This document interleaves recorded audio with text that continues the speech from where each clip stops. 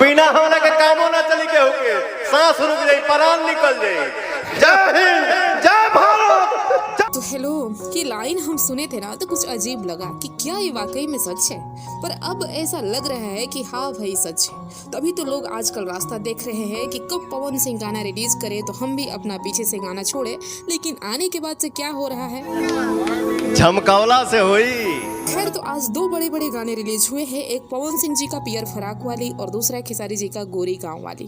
देखिए गाना दोनों ठीक है और हो सकता है कि आगे चलकर दोनों ही गाने वायरल हो जाए, लेकिन या फिर कोई एक वायरल हो।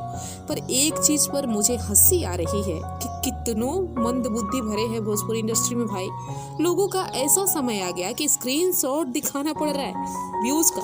अच्छा तो ठीक है, मान भी लेते हैं कि वो स्क्रीनशॉट सही है, लेकिन क्या जिस गाने पर 5 लाख व्यूज मिल जाएगा उस गाने पर मात्र 21,000 ही लाइक्स होंगे, और तो और 10,000 सब्सक्राइबर भी नहीं पहुंचा अभी तक उस चैनल पर। हमें तो लग रहा है कि पवन सिंह के किसी गाने का टीजर भी अगर किसी नए चैनल से छोड़ दे तो उस पर 10,000 सब्सक्राइबर तो आसानी से आ जाते हैं। अभी ही देख लीजिए MMB रिकॉर्ड्स का गाने का टीजर आया था तो 1,68,000 सब्सक्राइबर थे, लेकिन अभी मात्र 7 घंटों में 16K सब्सक्राइबर बढ़ चुके हैं। तो भाई कुछ सीखिए आप लोग। ये लाइव आके बकबक करने से अच्छा है कुछ काम कीजिए, मेहनत कीजिए, बढ़िया मैटर लिखिए।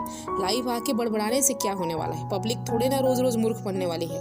और थोड़ा हमें लगता है कि खेसारी जी को सिंगिंग उंगिंग में रियाज भी करने की जरूरत है, क्योंकि आवाज़ भी पहले जैसा उनका नहीं लग रहा है।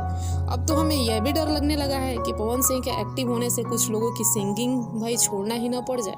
आपको क्या लगता है, कमेंट कीजिए और शेयर कीजिए मेरे वीडियो को। मिलते हैं नेक्स्ट वीडियो में।